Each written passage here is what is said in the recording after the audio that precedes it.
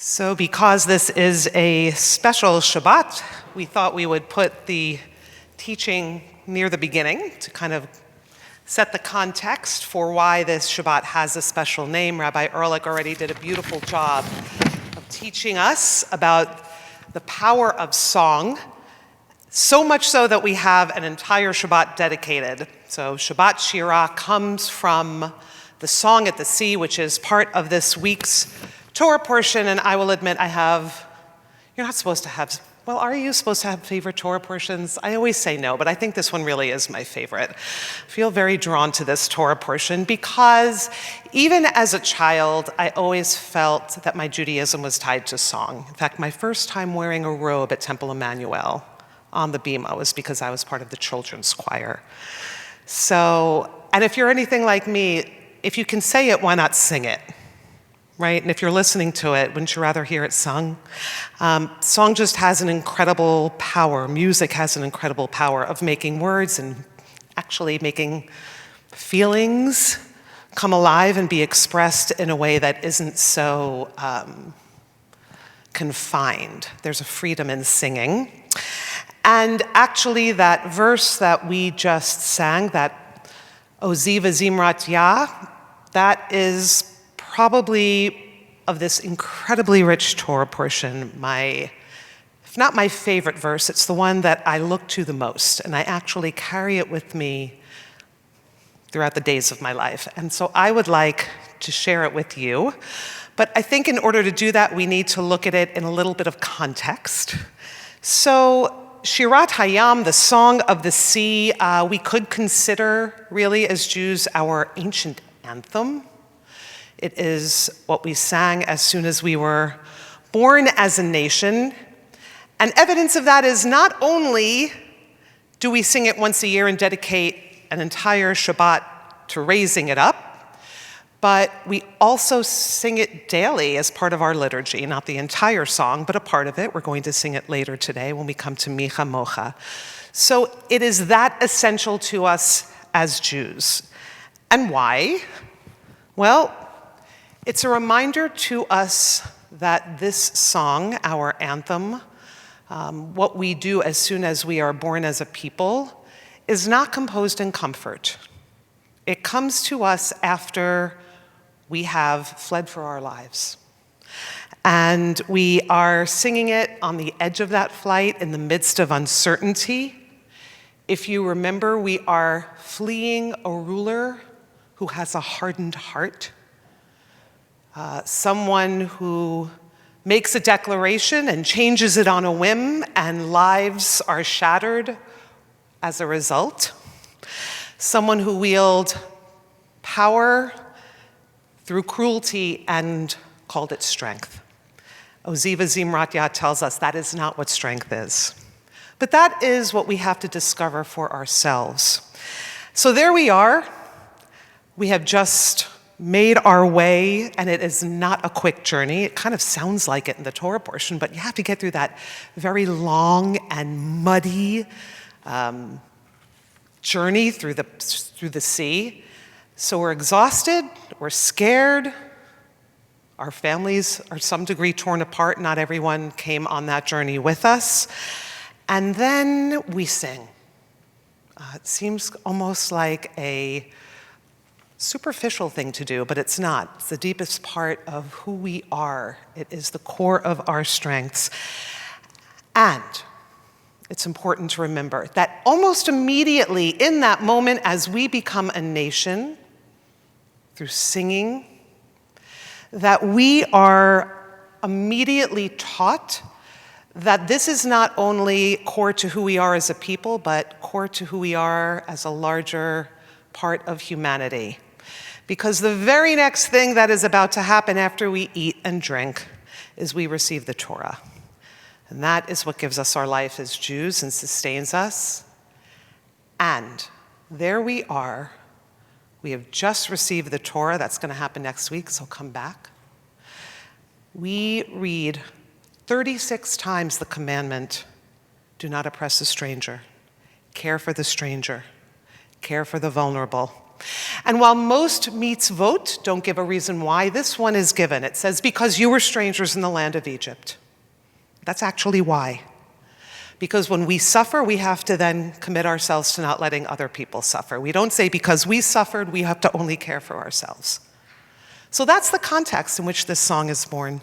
This song that makes us who we are, this song that we sing every single day as part of our prayers, this song that is our ancient anthem. Immediately, we are told not to let this happen again. We are told to make room for other people and to welcome them. And by the way, it's so powerful. We learn this even while we still haven't reached our destination. We haven't gotten to the land of Israel yet. Even before we feel secure, even when we still recognize that we are vulnerable, we have to make sure others don't feel vulnerable, not from us anyway. And so that is part of the context of Oziva Zimrat Yah. And I think, this song has a lot of resonance to us, of course. Student cantor David and I just had a beautiful day with the religious school students where they were allowed to ask us any questions they want, and they ask really good questions. And one of the questions is the Torah true? Did it really happen? And if not, why does it matter? So those are really good questions. So we spent time talking with them about how the historical truth or non-truth of the Torah isn't what makes it important. We live its truth when we live its lessons. That's what makes it true. And that's why we sing this song daily. And that's why when we realize today that this song is not just some ancient tale, but it's something that's happening right now, when it's something that's sadly been happening throughout the centuries, always across the oceans, but now very much in our own nation, in our own cities, in our own city and neighborhoods, that the Torah wants us to act and to speak. And that can be really hard to do because sometimes it feels really overwhelming. And the other side of that is that while we are encouraged to act and do, because to live Torah is the way that we keep Torah part of who we are, that's our commandment, is to also recognize our limitations and that we can't do everything. And I think it's really important to remember that, again, in the midst of uncertainty and grief and loss and brokenness and fear, we sang at the sea.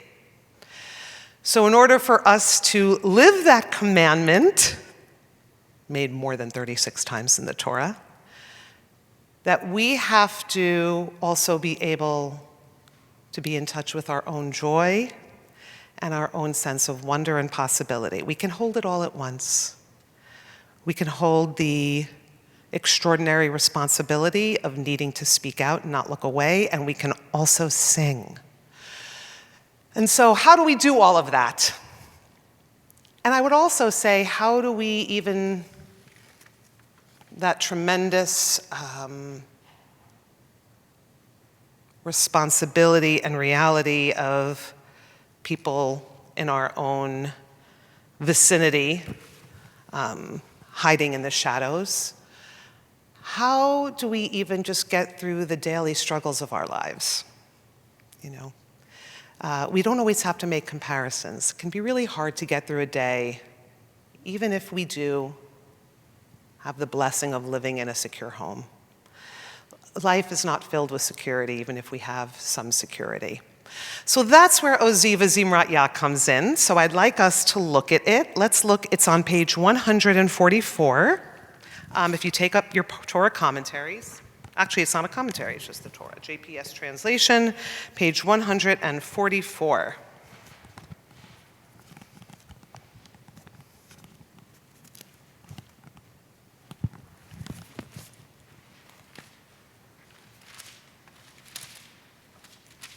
Now we're just looking at one verse, so why open up this book? Because I want you to look at where it says verse 2 on the right-hand side in the Hebrew. It doesn't matter if you don't know Hebrew. Don't worry about it. But there is something I want you to see. Do you see on page 144 where there's that verse marker 2? Yeah? So, Ozi v'zimrat Yah. Do you see the 1, 2, third word after that little number 2? That's the word Yah. It means God. And interestingly, we might know that Yud-He Vav-He, which is the name of God that we can't speak, occurs throughout the Torah, as do so many other what we will call nicknames for God, things that we can say. Elohim, Adonai, Makom. There's a lot of names for God. Tzor. This one, Yah, which is almost without consonants. The Yud gives us a little bit of a sound. Yah, is the one that only appears in songs. Can we all just say it? Yah.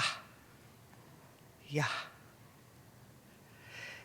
And let's look at the 2 letters. So that first letter, that little one that's hanging in the air, that's a Yud, gives us a little bit of you get a little bit of feeling of strength in the air when you pronounce Yah. The He is basically silent, but if you look, there's a dot in there. You see the dot in the He? That's called a dagesh. The dagesh means that whatever letter it appears in gets a hard sound. So if the letter is a vet, which is a soft sound, it makes it a bet, b. So what does it do with a He, which is such a soft sound anyway? It means you hear your breath. So the difference between Yah and Yah. Can we all say that? Yah. It's almost like an exhale, a sigh. Let's all take in an inhale and exhale, Yah. Yah.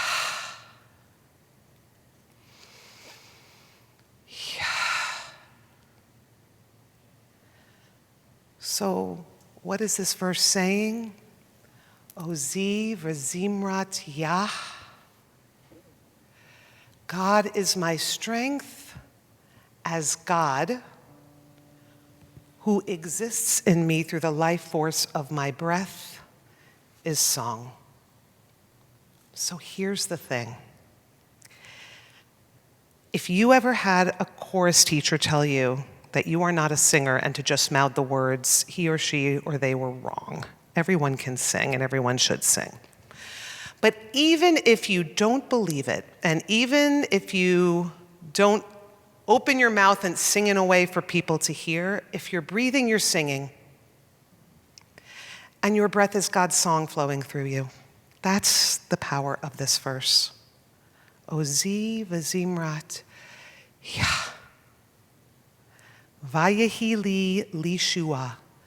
So because of that, because the strength we have of our ability to simply and profoundly breathe, because where there is breath, there is life, and where there is life, there is possibility, and where there is possibility, there is strength, and all of that is God. Because all of that is true, we have Vayehi li lishua. Now that word can be translated in a big cumbersome way, like deliverance or salvation. For me, I prefer to think of it as the breath that carries me. God's song that carries me. So, Ozi v'zimrat Yah vayehi li lishua, my strength, God's song of my breath, that is what carries me. So whether we need to pause and take a moment to focus on our breath and hear our breath and hear God's voice singing within us because of something we are struggling with, or because perhaps we are looking at something beyond us that feels overwhelming,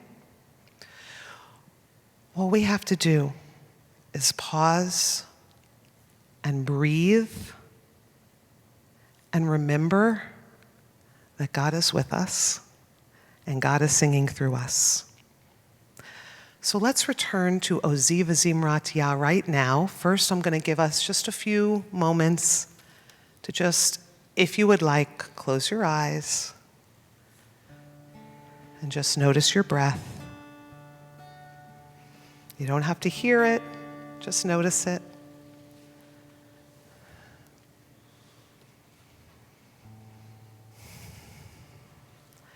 And now feel it a little more deeply. Draw it in a little deeper and exhale it a little longer. And notice how it fills you. Notice how we draw it from the outside, how our breath mingles with others,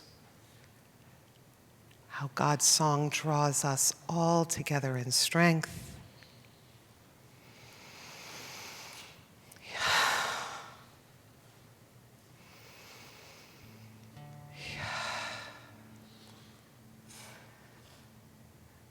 And let's sing page 8, Oziv Zimrat Yah. Oziv Zimrat Yah, Vayhi li lishua. Oziv Zimrat Yah, Vayhi li lishua. Oziv Zimrat Yah, Vayhi li lishua. Oziv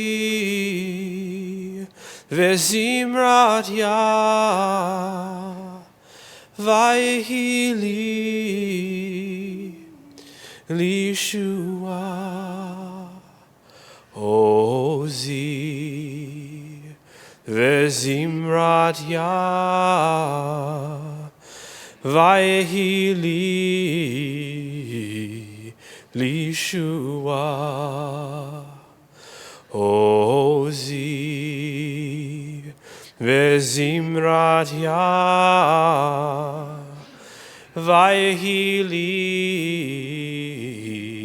lishua.